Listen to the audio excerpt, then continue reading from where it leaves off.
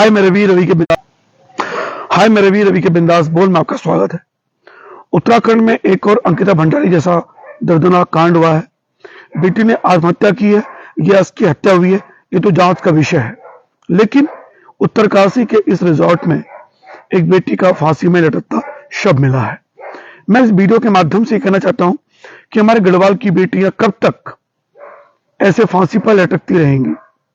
अमूमन तौर पे हमारे कुछ दिनों पहले ज्ञानेंद्र कुमार जी की मौत हुई है। वो ये बताते थे और बहुत बड़े समाज सेवी थे और ह्यूमन ट्रैफिकिंग में बहुत काम किया पहाड़ों में। उन्होंने ये कहा था अपने इंटरव्यू में कि पहाड़ से औसतन 700 से 1000 लड़कियां गायब होती हैं, लापता होती हैं, यौन शोषण का शिकार होती हैं। अंकिता भंडारी को न्याय मिलेगा नहीं मिलेगा ये तो भविष्य के गर्भ में है। लेकिन 18 साल की अमृता, जिसका फांसी पर लटका शव मिला है रिजॉर्ट में, और गांव वालों ने कहा कि एक दिन पहले बात हुई, लड़की बड़ी खुश थी और आज यानी 1 दिसंबर 2023 को उसका उस रिजॉर्ट में फांसी पर लटकता शव मिलता है। कल मुझे पोर्टल के माध्यम से खबर मिली है और देखिए, ये उत्तरकाशी जिले के अशी गंगा घाटी की भकोली गांव की 18 साल की युवती है।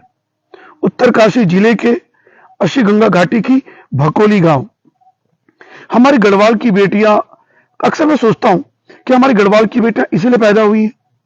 हमारे उत्तराखंड के पहाड़ी क्षेत्रों के, खासकर गढ़वाल के क्षेत्रों की मैं बात करूं, सबसे ज्यादा जो विधायक चुन के आते हैं भाजपा सरकारों में, वो गढ़वाल के क्षेत्रों से होते हैं। क्या इन्हें कभी अपने पहाड़ की चिंता नहीं होती है? क्या इन्हें कभी ये नहीं होता कि अपने पहाड़ों के लिए हम कुछ करें? दुनिया भर के रिजॉर्ट्स इस समय खुल चुके हैं और उन रिजॉर्ट्स में पहाड़ की बेटियों के साथ, देखिए, जब हम बात करेंगे वरंता रिजॉर्ट जो कांड हुआ था ऋषिकेश के पास, वहां न्याय अभी तक आरोपी हिरासत में है, लेकिन इतनी लंबी प्रक्रिया है कानून के हवाले से सजा देने की। मुझे याद करता हूं मैं कुछ दिनों, हमारे एक वकील हैं अरविंद जैन जी, वो ये कहते हैं कि अगर आपके साथ रेप हो रहा है, बलात्कार हो रहा है और आप केस लड़ रहे हैं, उससे बेहतर है कि आप उस व्यक्ति को गोली मार दो, आप हत्या का केस लड़िए। अगर आपके साथ ऐसी हरकतें हो रही हैं तो क्या वास्तव में गढ़वाल के लोगों को, पहाड़ के लोगों को, अरविंद जैन सुप्रीम कोर्ट के वरिष्ठ वकील हैं, उन्होंने जो ये वक्तव्य दिया, क्या उस पर अमल करना पड़ेगा अपनी बेटियों को बचाने के लिए? ये सवाल है, क्योंकि जिस तरीके से ये लगातार घटनाएं बढ़ती चली जा रही हैं और पता नहीं कितनी घटनाएं तो सामने आती भी नहीं होंगी। अब सुनिए, पुलिस का कहना है कि जांच का विषय है कि युवती की मौत कैसे हुई है।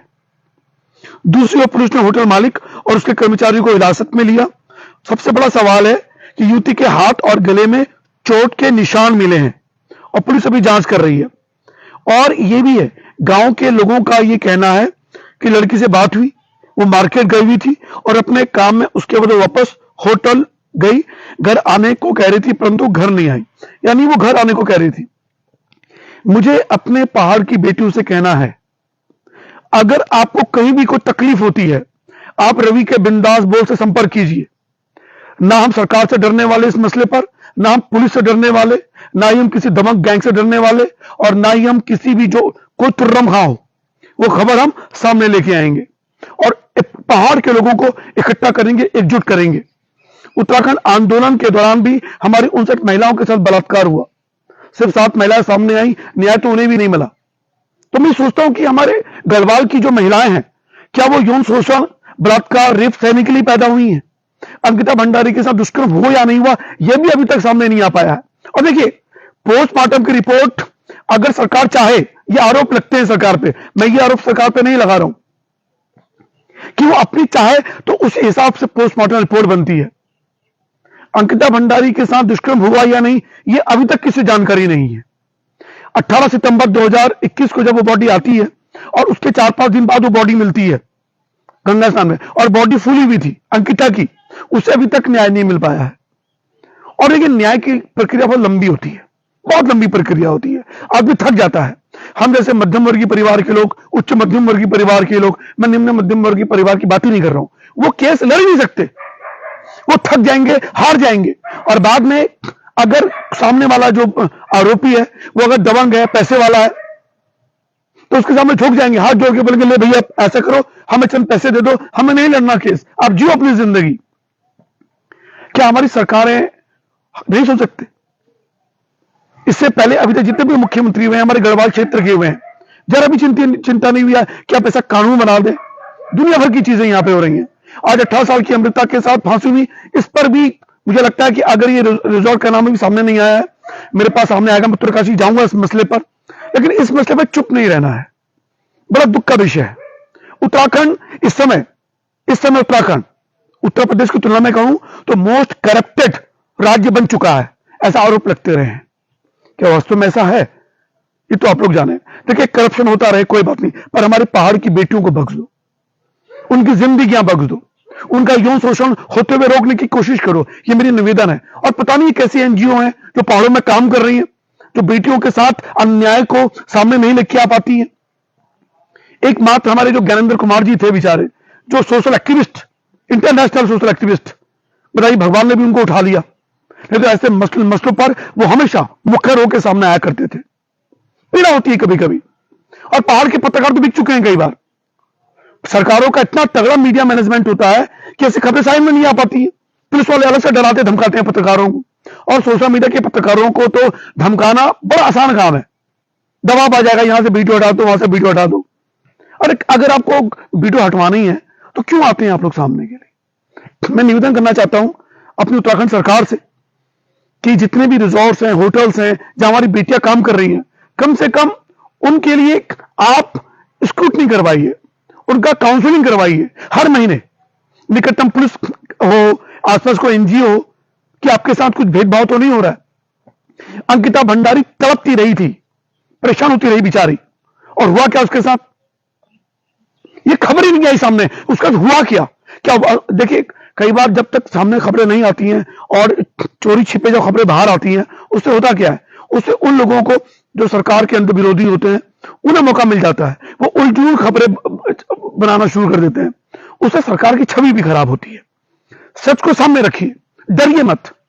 सरकार को यह होना चाहिए कि हमारी बेटियां हैं पहाड़ की, आज जब सत्ता में है कल नहीं रहेंगे, कीड़े पड़ेंगे अगर आप लोग को, अगर बेटियों के साथ ये होता रहा तो। आज आप भले कितने बड़े मुख्यमंत्री हो, मंत्री हो, बड़े बड़े पुलिस अधिकारी हो, आप बड़े बड़े एलआईयू के अधिकारी हो, लेकिन एक ना दिन आप भी उस सीट से हटने वाले हैं, ये मान के चलेगा। अगर पहाड़ कभी विद्रोह में अगर पहाड़ कभी विद्रोह में आ गया ना, तो संभलेंगे आप लोग। ये मैं आपको चेतावनी देने की कोशिश कर रहा हूं और सलाह भी दे रहा हूं चेतावनी के साथ। अगर हमारे पहाड़ के जो ये बेचारे गढ़वाली लड़के जो तड़प रहे हैं, उनकी बेटियों के साथ हरकतें होती रही, और अगर कभी ये तड़प के सामने आ गए तो इन्हें संभालना मुश्किल हो जाएगा। ये विद्रोह में उतर आएंगे ये लोग, कब तक सहेंगे ये?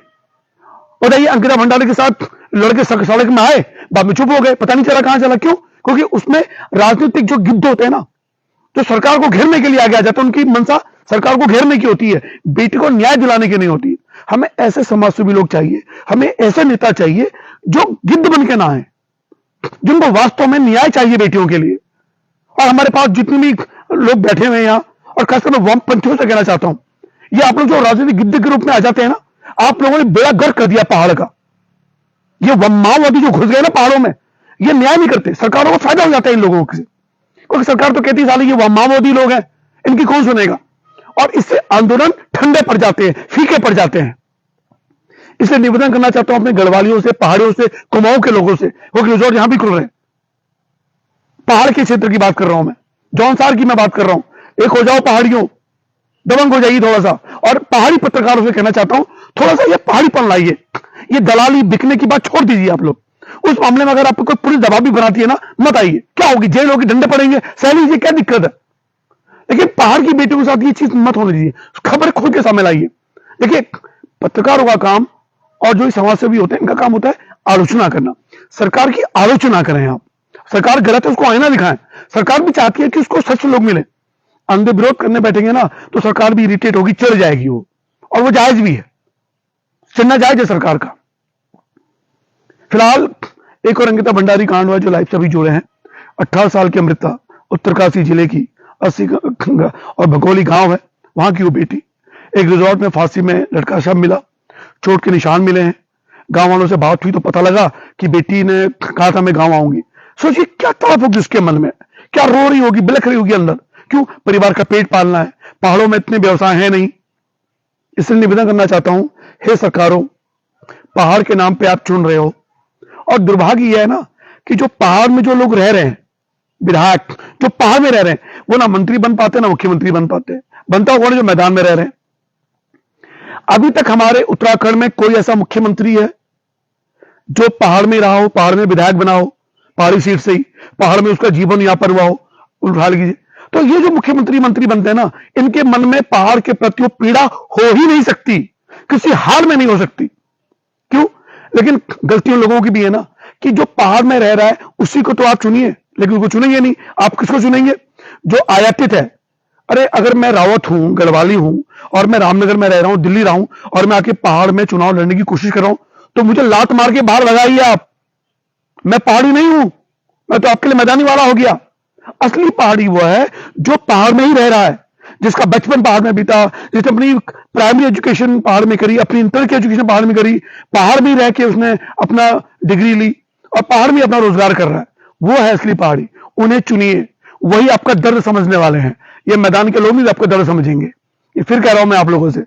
फिलहाल ये जो बेटी के साथ क्या हुआ है, तो मुझे नहीं लगता कि इसका सच सामने आ पाएगा।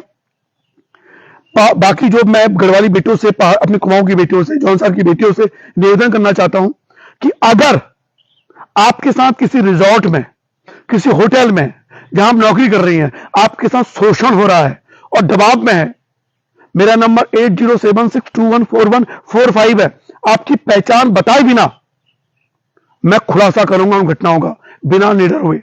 और मैं बाकी लोगों से भी निवेदन करना चाहता हूं, ऐसी बेटियों का साथ दीजिए। अगर आपके पास कोई शिकायतें आई हैं, अगर बेटियों के दर्द की पीड़ा का पैसा खा रहे हैं ना, तो इससे अच्छा है कि दिल्ली में जो जीवी रोड है वहां दलाल बन जाइए आप लोग। अगर इन बेटियों की मदद नहीं कर सकते, मैं निवेदन कर रहा हूं, आप मुंबई के रेड लाइट एरिया में चल जाइए, वहां अच्छी दलाली मिल जाएगी आप लोगों को। अगर पहाड़ की बेटियों का दर्द का पैसा खा रहे हैं आप लोग सरकार में रहकर, चाहे वो एनजीओ वाले हों, सरकारी अधिकारी हों, नेता हों, मंत्री हो, कोई भी हो, पीड़ा होती है।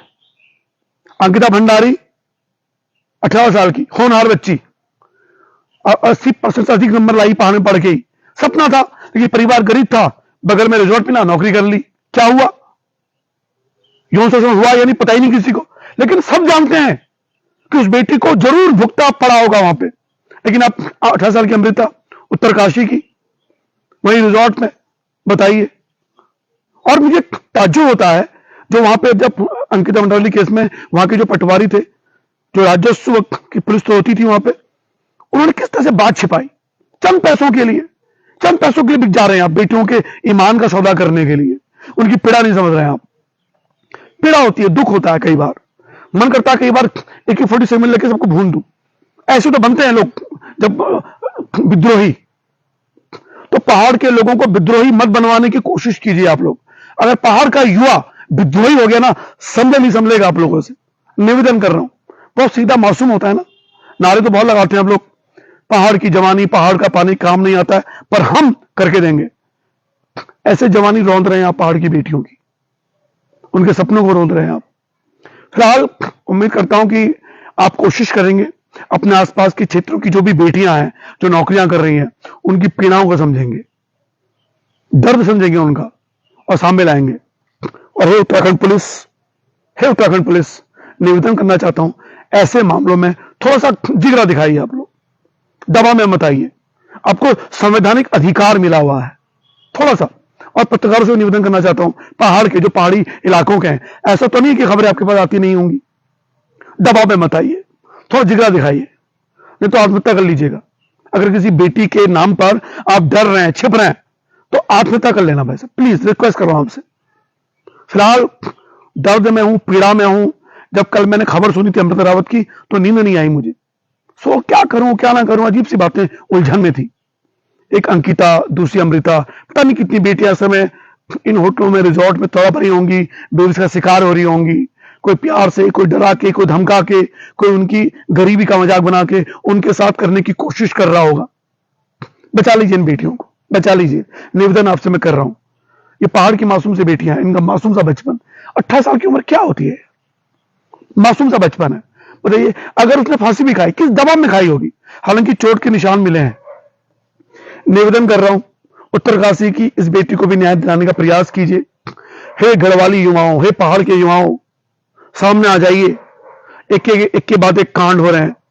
इतने सारे रिजॉर्ट खुल चुके हैं पहाड़ों में, वहां बेटियां काम कर रही हैं। उनके दर्द को महसूस करने की कोशिश कीजिए, आओ। लेकिन माओवादियों से दूर रहो। ये माओवादी आपके अंदर को कमजोर करने आ जाते हैं। इनका काम सिर्फ सरकार पे छिटाकसी करना है, न्याय दिलाना नहीं है। ये मैं आपको दावे के साथ कह रहा हूं। यहां राजनीतिक लोगों को सामने मत लाइए। ये राजनीतिक लोग सबसे ज्यादा घृणित लोग हैं, जो विरोध करते हैं फालतू का। अगर सच्ची आवाज उठाते हैं ना तो मैं जानता। चलिए मैं एक बात करता हूं, जितने भी वास्तव में जो माओवादी वामपंथी लोग हैं, है आप में हिम्मत, है आप में कि आप वास्तव में अगर बेटियों के न्याय करना चाहते हैं तो कोई है ऐसा बंदा जो बिल्कुल भूख हड़ताल करे मरने तक, जो आत्मदाह की धमकी दे दे कि नहीं अगर मेरी बेटी को न्याय नहीं मिलेगा मैं आत्मदाह कर दूंगा? कर सकते हैं ऐसा काम? नहीं। आप बाकी बच्चों को आग में झोंक देंगे, आप लोग आगे नहीं आएंगे। सबसे बड़े राजनीतिक युद्ध हैं आप लोग, और आप लोगों के कारण इन सरकारों को फायदा मिल जाता है, क्योंकि अंध विरोध इन सरकारों के लिए सबसे बड़ा फायदा है। आलोचक बचे ही नहीं है। फिलहाल एक निवेदन करना चाहता हूं अपने उन पहाड़ के लोगों से जो सिर्फ पहाड़ में रह रहे हैं, उन्हें ही वोट कीजिए, उन्हें ही आगे आने दीजिए।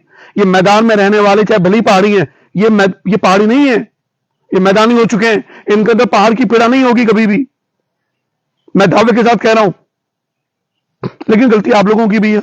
आपकी पहाड़ की बेटियां इसलिए रौंदी जा रही हैं, क्यों? क्योंकि आप लोगों ने खुद ही मैदान के लोगों को चुन लेना है। अक्सर मुझसे लोग कहते रहे तुम बहुत पहाड़ी मैदानी करते हो। मैंने उससे कई बार कहा है, पहाड़ में रहने वाला पहाड़ी है। पहाड़ में चाहे वो मुसलमान है, पहाड़ में वो बनिया समाज का है, पहाड़ में वो किसी समाज, अगर वो पहाड़ में रह रहा है, मेरे लिए पहाड़ी है, आदरणीय है, पूजनीय है। ये नहीं कि मैं रावत हूं, थपलियाल हूं, घिल्डियाल हूं, पांडे हूं, जोशी हूं और मैं मैदान में रह रहा हूं, फिर मैं आ जाऊं पढ़ी मैं तो पहाड़ी हूं। पहाड़ी नहीं, वैसे लोग मैदानी है। मैंने भी पहाड़ में ज्यादा जीवन बताया नहीं है, तो मैं भी मैदान वाला ही हूं। लेकिन पीड़ा है, क्योंकि उत्तराखंड आंदोलन में हिस्सा लिया था। फिलहाल क्या करूं? क्या मिल पाएगा अमृता को न्याय? क्या सड़क में फिर आएगा युवा? कोशिश करेगा कि भविष्य में इन बेटियों के साथ न्याय मिलेगा? और पोस्टमार्टम रिपोर्ट की सही जानकारी, सही जांच क्या वास्तव में आ पाएगी? यह बड़ा विषय होता है। अंकिता भंडारी के साथ दुष्कर्म हुआ या नहीं, अभी तक लोग उलझन में हैं। वो बेटी 4 दिन में उसका शव मिला, 4 दिन में जो बॉडी थी पानी में, वास्तव में उसमें फूली क्यों नहीं, अभी तक लोगों के मन में डाउट है। उसके मामले में कोई खुलासा अभी तक हुआ नहीं है। फिलहाल अंदर से पीड़ा है, मन में दुख है। कई वक्त बोलने को तो बहुत कुछ है, लेकिन क्या करूं। शाम को फिर आऊंगा पूरी जानकारी के साथ। और इस मसले पर पहाड़ में जो ये बेटियों को जिनका जीवन जो बर्बाद किया जा रहा है, और जो पहाड़ की हर साल 500-700 लड़कियां गायब हो रही हैं, ह्यूमन ट्रैफिकिंग का शिकार हो रही हैं, कई कोर्टों में बेच दी जा रही हैं, उन पे तो आवाज उठाने का समय आ गया। इसलिए रोज आवाज उठानी पड़ेगी, सरकारों को जगाने के लिए, हमारी पुलिस को जगाने के लिए। हे उत्तराखंड पुलिस, थोड़ा सा संवेदनशील हो जाइए बेटियों के नाम पर। जय उत्तराखंड, जय भारत।